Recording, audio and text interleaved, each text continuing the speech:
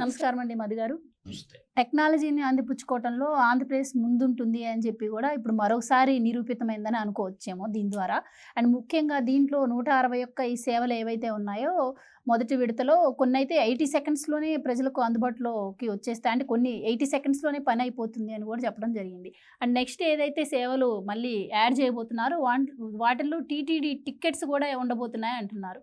ఎలా చూడొచ్చంటారు? ప్రజల నుంచి అయితే మరి హర్షం వ్యక్తమవుతుంది. మీ అభిప్రాయం ఏంటి దీనిపైన? సో, ఇప్పటికే మరి ప్రజల వద్దకు పాలన అని చెప్పి చెప్పడం అయితే జరిగింది. ఇది అదే అనుకోవచ్చంటారా? ఇండియన్ కాన్స్టిట్యూషన్ రాసుకున్నాం. ఇంప్లిమెంటేషన్ అవుతుందా? అన్నీ రాసుకుంటాం. ఇంప్లిమెంటేషన్ చేసేటటువంటి ప్రభుత్వాల మీద ఆధారపడి ఉంటుంది. ఒక గొప్ప నాయకుడు ఉండొచ్చు. అల్టిమేట్గా పనులు చేయాల్సింది ఎవరంటే కార్యనిర్వహణ అధికారులు పనిచేయాలి. బాబు గారు ఎన్ని ఆలోచనలు చేసినా, లోకేష్ గారు ఎన్ని ఆలోచనలు చేసినా కింద ఉన్నటువంటి ప్రభుత్వ అధికారులు పనిచేయకపోతే ఏం చేయాలి? వాళ్ళ మీద చట్టం చేసి వాళ్ళ మీద ఏదన్నా కఠిన నిర్ణయం తీసుకుంటారా? దీన్ని చట్టం చేస్తారా? అంటే నేను చిన్నప్పటి నుంచి చూస్తున్నా. మన దగ్గర రికార్డ్ అంతా ఉంది. ఇప్పుడు పిల్లోడు పుట్టిన మొదలుకొని వాడు చనిపోయిన దాకా రికార్డు ఉంటుంది. కానీ ఆ రికార్డుకి సంబంధించి నేటికి కూడా చాలామందికి బర్త్ సర్టిఫికేట్లు, డెత్ సర్టిఫికేట్లు సకాలంలో అందవు. కారణం ఏంటంటే ప్రభుత్వ అధికారులు నిర్లిప్తత. మనల్ని పట్టించుకునేది ఎవడు? ఈ పని చేయకపోతే నాకు శాశ్వతమైన జైలు శిక్ష పడద్ది అనేటటువంటి చట్టాల్లో మార్పులు కఠినంగా ఉండకపోతే, ప్రభుత్వ అధికారికి బాధ్యతగా గుర్తు చేయకపోతే, ఇప్పుడు ఓటు ఉందమ్మాయి లైక్ దట్, జనన మరణ రిజిస్ట్రేషన్ ఉంటుంది, ప్రతిది ఇక్కడ ఉంటుంది. వాడు అప్లికేషన్ ఎందుకు పెట్టుకోవాలి? నేను భారతీయుడని నాకు జనన మరణ రిజిస్ట్రేషన్ ప్రతి మండలం హెడ్ క్వార్టర్లో స్టాటిస్టికల్ ఆఫీసర్ ఉంటాడు. ఎంఆర్ఓ ఎలా ఉంటాడు, ప్రతి మండలానికి ఒక స్టాటిస్టిక్స్ ఆఫీసర్ ఉంటాడు. 18 ఏళ్ళు వయసు నిన్నోడికి అందరికీ ఓటు ఇవ్వాలన్న సోయుడికి ఉండాలి, ఎలక్షన్ కమిషన్ ఆఫ్ ఇండియాకు ఉండాలి. అలాగే పుట్టిన ప్రతి పిల్లోడికి బర్త్ సర్టిఫికేటు ఇవ్వాలా అన్న సోయుడికి ఉండాలి. అంటే వాడు పుట్టింది తెలుసు. వాడికి గర్భిణీగా ఉన్నప్పుడు అంగన్వాడీ స్కూల్లో ఆ గర్భిణీ స్త్రీ యొక్క డేటా అంతా రాస్తారు. వాడు ఎక్కడో చుట్టుపుడతాడుగా, వాడు పుట్టింది తెలుసుగా. హాస్పిటల్ నుంచి ఆ రికార్డు పంపిస్తారు. వాడికి బర్త్ సర్టిఫికేట్ ఎవరు ఇవ్వాలా? అడుక్కోవాలా ప్రజల బాధ్యత అని నేను అంటున్నాను. ఆ పని చేయని ఆఫీసర్ని ఏం చేయాలి? మనం వాట్సాప్ గవర్నెన్స్ పెట్టాం, తర్వాత ఈ సేవ పెట్టినాం. అదే ఈ సేవ కాస్త మీ సేవ అంది. ఫిర్యాదులు కూడా వాట్సాప్ నెంబర్ నుంచి మెసేజ్ చేయొచ్చు అని చెప్పారు. చేస్తాము. రిజల్ట్ ఏంటి? ఇప్పుడు నేను అనేది ఒక ఎలక్ట్రికల్ పోలు, ఒక గ్రామీణ ప్రాంతాల్లో ఒక రైతు మోటార్ కనెక్షన్ ఇవ్వడు హెల్పరు. సహజంగా హెల్పర్లు పోలు ఎక్కటం లేదనుకోండి, ఒక ఇంటికి కరెంట్ రాలేదు, వాట్సాప్లో మనం కంప్లైంట్ చేస్తాము. అది కంప్లీట్ అయిపోయింది అని ఎవరు చెప్పాలా? రిటర్న్ ఎవరు ఇవ్వాలా? అట్లా సేవలు 161 సేవలు మనకు అందుబాటులో ఉంటాయన్నాడు. 10th క్లాస్ మార్కుల లిస్టు మొదలుకొని బర్త్ సర్టిఫికేటు, డెత్ సర్టిఫికేటు, అలసత్వం. ప్రభుత్వ అధికారుల్లోకి నాయకుడు ఎన్ని ఆలోచనలు చేసి ఎంత గొప్ప చట్టాలు చేసినప్పటికీ దాన్ని ఇంప్లిమెంటేషన్ చేయాల్సింది అల్టిమేట్గా అధికారులు. ఏవైతే సేవలు యాడ్ చేస్తారో ఆ టైంకి ఏఐ టెక్నాలజీని కూడా జోడిస్తూ ఉంటున్నారు. సో కొన్ని సేవలు దాని ద్వారా కూడా అందే అవకాశం ఉంటుంది. అప్పుడు ఎంప్లాయీస్తో కూడా అంత అవసరం ఉండదు. ఎందుకు ఉండదు? ఖచ్చితంగా ఉంటుంది. ఎంప్లాయీస్ అవసరం లేకుండా ఏది నడవదు. వాట్సాప్ కూడా నడవదు. వాట్సాప్ కూడా నువ్వు మొబైల్ తీసుకొని ఆన్ చేయాలి కదా, అప్లికేషన్ పెట్టాలి కదా. అక్కడ మాన్యువల్గా పెట్టేది ఇక్కడ చేత్తో పెడతారు. దానికి సర్టిఫికేట్ రావాలా. డిపార్ట్మెంట్ వాళ్ళు పని చేయకపోతే లోకేష్ బాబు ఏం చేస్తాడు? అంటే డిపార్ట్మెంట్ వ్యవస్థలన్నీ సుప్పనా వ్యవస్థలో ఉన్నప్పుడు నాయకుడు ఎన్ని ఆలోచనలు చేసినప్పటికీ కూడా అది ప్రయోగాత్మకంగా ఇంప్లిమెంటేషన్ చేసినప్పుడే. నేను అంటున్నానమ్మా, మనకి గుడ్ గవర్నెన్స్లో బాబు గారు ప్రతి ఎంఆర్ఓ ఆఫీసులో, ప్రతి ఎండిఓ ఆఫీసులో ఈ సర్టిఫికేట్ ఇన్ని రోజులు ఇవ్వాలి, ఈ సర్టిఫికేట్ ఇన్ని రోజుల్లో ఇవ్వాలి, ఈ సర్టిఫికేట్ ఇన్ని రోజుల్లో అని డేట్లు ఉంటాయి. అక్కడ ఒక సర్వేకి గడితే ల్యాండ్ సర్వే చేయమని చెప్పి వాడు రాడు, ఏరే పని ఉందని చెప్తాడు. వాడికి లంచం ఇస్తే తెల్లారు వస్తాడు. లంచం లేని మంచం ఎక్కడనమాట. అట్టయిపోయింది గవర్నమెంట్ ఆఫీసుల పరిస్థితి. అదేనమ్మా, గతంలో కూడా పెట్టారు, కరప్షన్ తగ్గించడం కోసమే పెట్టారు. వాళ్ళు ఆ టయానికి ఇవ్వరు. ఎందుకంటే ఆ పని చేయకపోతే వాడికి పనిష్మెంట్ లేదు. వాడి మీద కేసు రిజిస్టర్ చేయాలా. నీకు ఒక అప్లికేషన్ వచ్చింది, దాంట్లో కాజెస్ నువ్వు ఎందుకు ఇవ్వలేదు, దాని మీద కాజ్ చేసి వాడికి చెప్తే ఇంకో రెండో మార్గం పోతాడు కదా. అందువల్ల పని చేయటం లేదు. ఇది గ్రౌండ్ రిపోర్ట్ నేను చెప్తుండేది. నీకు ఓటర్ గురించి చెప్పా. ఓటర్ కార్డు ఇంజనీరింగ్ కాలేజీలో ఉన్న పిల్లోడు చదువుకుంటున్నాడు, వాడికి ఓటర్ కార్డు ఎవడు ఇవ్వాలా? ప్రతి సంవత్సరము ఓటర్ డే అని ఒకటి నడుస్తుంది. ఆ టయానికి వాడు ఫోటో నీ దగ్గర ఉంటుంది, వాడు డేటా నీ దగ్గర ఉంటుంది. నేను ఎందుకు చెప్తున్నా అంటే ఒక చిన్న చెప్తామా డేటా. ఇక్కడ మనకి the ministry of statistics and programme implementation MOSPI అని ఒకటి ఉంటుంది. భారతదేశంలో ప్రతి ఒక్కరి డేటా వాళ్ళ దగ్గర ఉంటుంది. దానికి సపరేట్ వ్యవస్థ ఉంది. ఇప్పటివరకు ఎందుకు రావడం లేదు? రేషన్ కార్డు కావాలన్నా ప్రభుత్వం మీద ఆధారపడాలి. ఈవెన్ బర్త్ సర్టిఫికేట్ కావాలన్నా ఎంబడబడాలా, డెత్ సర్టిఫికేట్ కావాలన్నా ఎంబడబడాలా, ఒక పాస్బుక్ కావాలన్నా ఎంబడబడాలా. అంటే శాఖల సమన్వయ లోపాన్ని ఎవరు పరిష్కరించాలి? ఒకటి రిజిస్ట్రేషన్ ఆఫీస్ ఉంది. ఇది చాలా పెద్ద సబ్జెక్టు, మీరు అనుకున్నంత ఈజీ సబ్జెక్ట్ కాదు. గ్రౌండ్లో వర్క్ చేసినాను కాబట్టి నాకు తెలుసు. ఇప్పుడు MRO, RI, ERO మండలంలో ఉంటారు, రికార్డు వాళ్ళు మెయింటైన్ చేస్తారు. సబ్ రిజిస్ట్రార్ ఆఫీస్కి MROకి సంబంధం ఉండదు. ఏంటి? వాడు ఏదైనా రిజిస్ట్రేషన్ చేస్తాడు, రిజిస్ట్రేషన్. ఆ రైట్ ఎవడు ఇచ్చిండు వాడికి? ఫస్ట్ ఏం చేయాలా? MRO కాడి నుంచి నో అబ్జెక్షన్ సర్టిఫికేట్ తేపో అనాలా. అంటే పాలనలో ఈ లోపాలన్నీ కూడా అన్నీ తెలుసు, అందరికీ అన్నీ తెలుసు, కానీ పాలనలో కలిసి పనిచేయరు అంటున్నా నేను. అంటే ఇంత ఈ టెక్నాలజీ ఉన్నప్పుడు, ఈ గవర్నెన్స్ని తీసుకొచ్చినప్పుడు ఇవి ఏవైతే లోటుపాట్లు ఉంటాయో వీటన్నిటి మీద సమీక్ష చేయకుండానే దీన్ని తీసుకొచ్చి ఉంటారా? అలాగే మీరు ఏవైతే డిఫరెంట్ శాఖలు చెప్తున్నారో దీంట్లో యాడ్ చేయకుండానే ఈ గవర్నెన్స్ ఉంటుందంటారా? ఖచ్చితంగా. 77 ఏళ్ల స్వతంత్రంలో, 77 ఏళ్ల స్వతంత్రంలో అక్కడ శాఖలు మెర్జ్ చేసినా చేయకపోయినా కూడా దీంతో ప్రజలకు సంబంధం లేదు కదా. తనకి కావాల్సింది వాట్సాప్ నుంచి వస్తుంది కదా. అంటే ప్రజలకు అల్టిమేట్గా సిగ్నేచర్ ఉండాలి ఆ సర్టిఫికేట్ మీద. ఒక RDO సర్టిఫికేటు, MRO సర్టిఫికేటు, ఇప్పుడు ఏదో ఒక బర్త్ సర్టిఫికేట్ ఇచ్చేటి ఒక అధికారి సంతకం ఉండాలా. వాట్సాప్లో వచ్చినా కూడా ఆఫీసరు క్లియర్ చేసి ఇవ్వాలి మనకి. మీకు అర్థమవుతుంది, లాజిక్ అర్థం చేసుకోండి మీరు. నేను అనే పాయింట్, ఒక బర్త్ సర్టిఫికేట్ మీద ఎవరు సంతకం పెట్టాలా? ఏదో ఒక డిపార్ట్మెంట్ జనరల్ మన రిజిస్ట్రేషన్ అధికారి సంతకం పెట్టాలా లేదా? ఒక ప్రిన్సిపాల్ ఉన్నాడు, 10th క్లాస్ మార్కులు లిస్ట్ వచ్చినాయి, రేపు వస్తాయి కదా 10th క్లాస్ ఎగ్జామ్స్. ఆ 10th క్లాస్ మార్కులు మెమో తీసుకోవాలంటే డిపార్ట్మెంట్ సంతకం పెట్టాలా లేదా అని నేను అంటుండా. మార్కులు సంతకం పెట్టాలా లేదా? ఆడు పని చేయకపోతే మనం ఏం చేద్దాం అంటుండా. వాడికి పనిష్మెంట్ ఏంటి? ఈ వాట్సాప్ గవర్నర్ యాక్ట్ చేయండి, శాసనసభలో పెట్టండి, చట్టబద్ధత కల్పించండి. దాంట్లో ఆ పని చేయని ఆఫీసర్కి శిక్ష ఏమంటున్నా నేను. అంటే ఇప్పటికే పనిచేయని ఆఫీసర్స్, రెస్పాండ్ అవ్వని ఆఫీసర్స్ ఎవరైనా ఉన్నారు అంటే దానిపైన ఫిర్యాదు చేయడానికి కూడా ఒక సెక్షన్ తీసుకురావడం జరిగింది. ఫిర్యాదు వేరు, చట్టబద్ధత కల్పిస్తే. ఇప్పుడు చట్టాలకే దిక్కులేదు. సమాచార హక్కు చట్టం ఎప్పుడు వచ్చింది మనకి? రైట్ ఇన్ఫర్మేషన్ యాక్టు 2005లో వచ్చింది. గడిచిన 5 ఏళ్ల కాలంలో సమాచార హక్కు చట్టం కింద పెట్టి కాగితాలు ఇచ్చారా? చట్టం ఎవడికి చుట్టమైంది? ఆ హక్కు పెట్టినోడికే జైలు శిక్ష వచ్చింది. అంటే ఇన్ఫర్మేషన్ అడిగినోడికి భారత పార్లమెంటు చేసిన చట్టానికే దిక్కు లేదు. ఇప్పుడు ఈ వాట్సాప్ గవర్నెన్స్ కూడా అసెంబ్లీ కాల్పార్ చేసి చట్టం చేయండి. ఈ పని ఇంతకాలంలో చేయకపోతే ఆ చైనా ఆఫీసర్కి ఏం శిక్ష చేస్తారు? నేను అడిగేది అది పాయింట్. వాడి మీద FIR బుక్ చేసి వాడిని జైలుకు పంపిస్తానంటే తప్ప పనిచేయరు. అది అన్నమాట ఆలోచన అనేది. మంచిదే, ఈ గవర్నెన్స్ వచ్చింది, ఎబ్లాండింగ్ వచ్చింది, జీవో IRలు ఇవ్వాలి, ప్రతి జీవో అవపడుతుంది. పారదర్శకత అనేది గవర్నమెంట్లో ఉంది, గతంలో లేదు. ఆ జీవో పెట్టినటువంటి ఆఫీసర్లు ఎందుకు అరెస్ట్ చేయలేదు ఇంతవరకే? IAS ఆఫీసర్లే. జీవో IR అని ఒక వెబ్సైట్ తెచ్చాడు గతంలో బాబు గారు. ఆ వెబ్సైట్లో ప్రభుత్వం తీసుకున్నటువంటి ప్రతి జీవోనే వెబ్సైట్లో ఉండాలా. వెబ్సైట్నే ఎత్తేసిన ముఖ్యమంత్రి, గత పాలకుడు, గత మంత్రి మండలి, వాళ్ళ మీద కేసు ఎందుకు రిజిస్టర్ చేయలేదు? ఆ వెబ్సైట్ ఎత్తేసినటువంటి IAS అనే పోరంపోక ఆఫీసర్ల మీద కేసు ఎందుకు రిజిస్టర్ కాలేదు? అంటే వెబ్సైట్ ఎత్తేయడం అని లేదు కానీ రహస్య జీవోలు తీసుకొచ్చారు. ఉండకూడదమ్మా, అది పద్ధతి కాదు. 17A బాబు గారిని జైల్లో పెట్టారు కదా, ఏమి లేకుండాను. 53 రోజులు గవర్నర్ సంతకం లేకుండానే పెట్టారు కదా. ఆ రోజు 53 రోజులు బాబు గారిని ఒక మాజీ ముఖ్యమంత్రిని అరెస్ట్ చేయాలంటే గవర్నర్ పర్మిషన్ ఉండాలా. పర్మిషన్ లేకుండా ఎందుకు అరెస్ట్ చేసిండ్రు?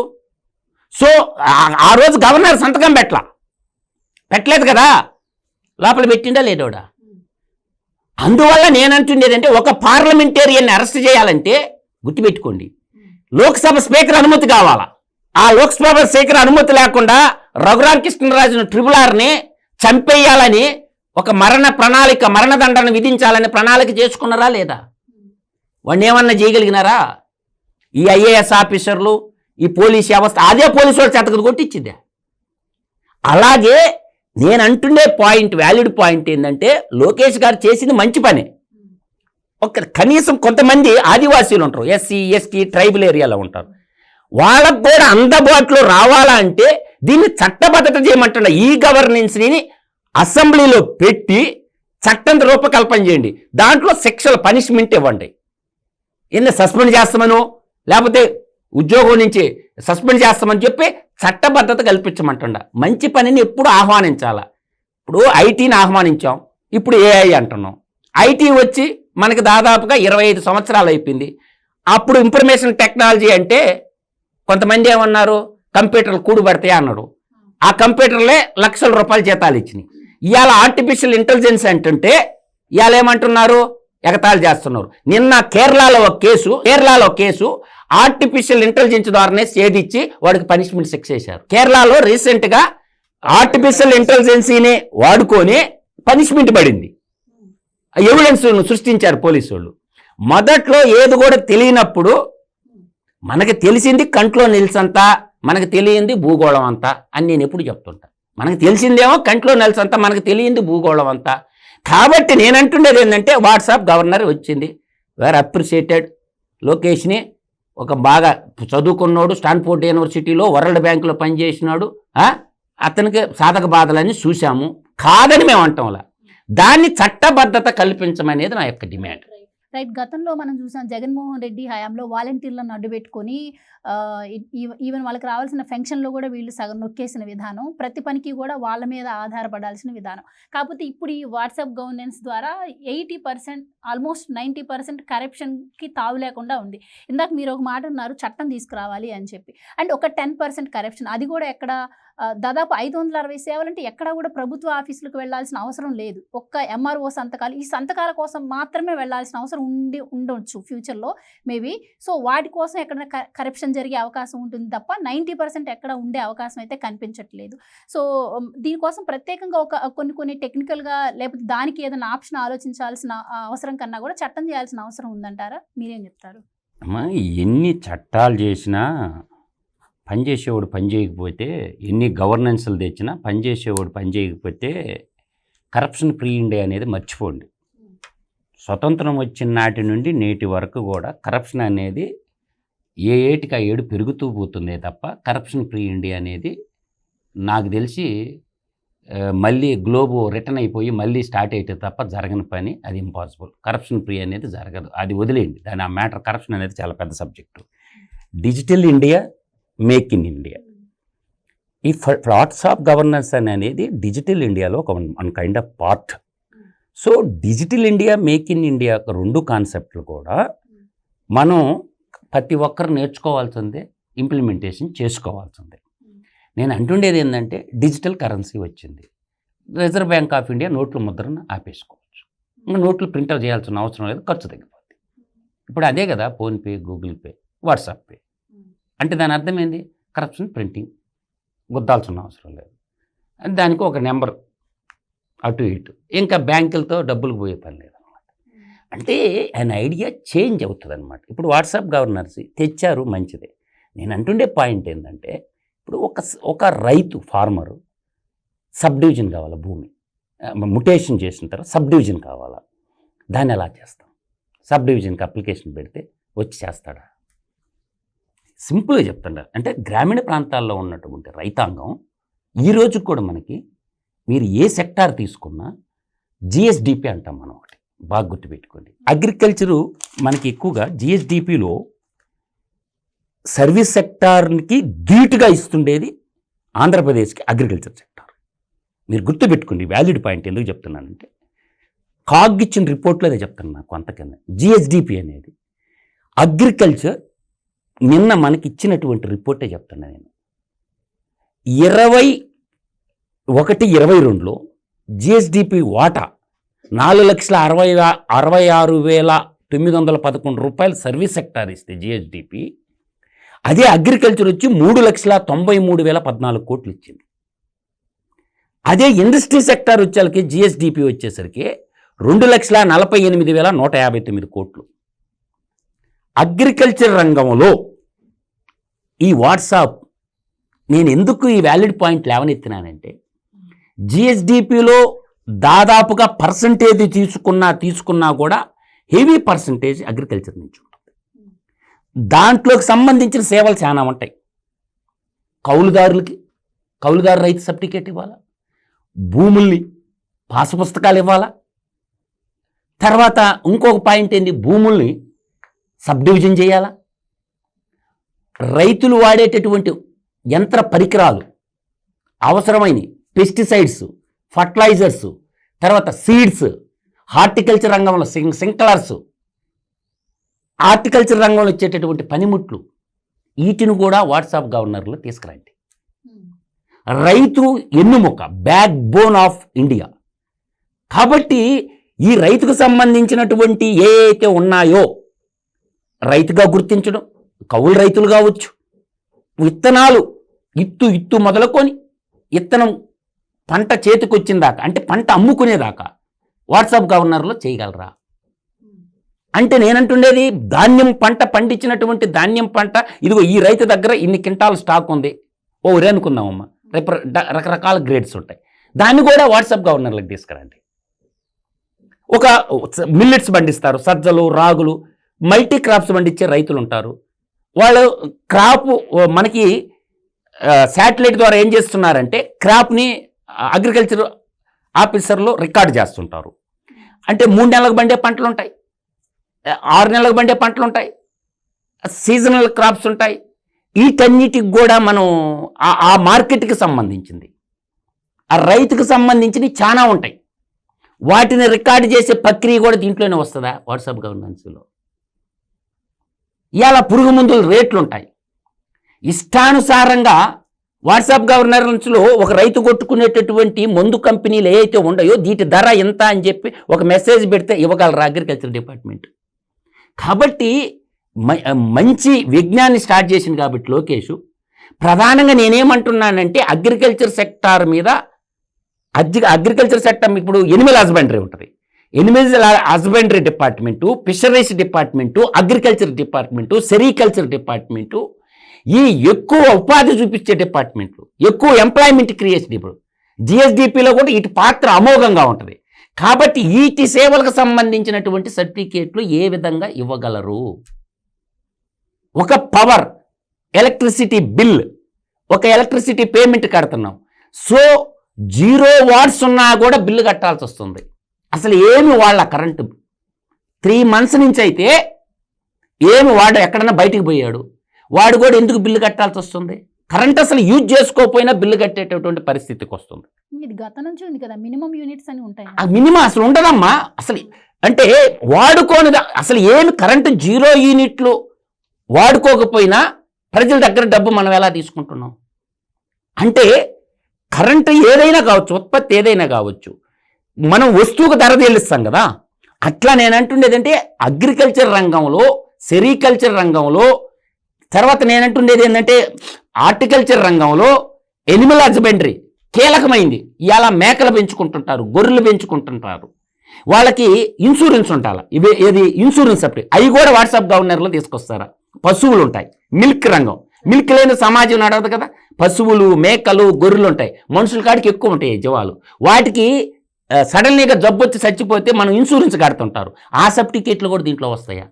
ఇట్లా మధుసూదన్ రెడ్డి గారు అన్ని సేవలు తీసుకొని రావడం జరుగుతుంది, సమయం పడుతుంది. అదే నేను అంటే వాళ్ళకి గుర్తు చేస్తుండా ఈ రంగాలు కూడా ఉంటాయి. నేను అనేది మంచిదే. ఇది నేను అంటుండేది ఏంటంటే వీటిని కూడా దాంట్లో చేర్చండి అంటుండా. నేను 560 ఉన్నాయి అంటే వాటిని ఉండయా? మీ ఐడియాలో అధికారులు ఏంటంటే వాళ్ళు వ్యవసాయం ఎవడు చేయడు కదమ్మా. ఇప్పుడు ఐఏఎస్ ఆఫీసర్లు ఎవడు ఆ వ్యవసాయం చేసేటోడు ఒక్కడు లేడు, సీఎం ఆఫీసులో కూర్చున్నాడు. కాబట్టి వాడికి తెలియదు ఇవన్నీ. వాడు ఎప్పుడన్నా పొలాల్లో తిరిగితే కదా, వాడు ఎక్కితే కారు దిగితే కారు. సీఎం ఆఫీసులో కూర్చున్న ఏ డిపార్ట్మెంట్ ఐఏఎస్ ఆఫీసర్ ఛాలెంజ్ ఇస్తున్నా, ఒక్కడు రమ్మనండి బయటికి. ఒక్కడు కూడా పొలాల మీద తిరగరు, గట్ల మీద తిరగరు. ఈవెన్ ఇరిగేషన్ శాఖలో ఉన్నటువంటి ఐఏఎస్ ఆఫీసర్లు కూడా పంట కాలువల మీద తిరగరు, డ్యాముల కాడికి బారు. వాడు సీఎం ఆఫీసులో కూర్చుంటాడు, నెలకి జీతం తీసుకుంటాడు. పని అంతా ఎవరు పడుతుంది, ఎంబడబడినా పని చేయరు. థ్యాంక్ యూ సో మచ్ అండి.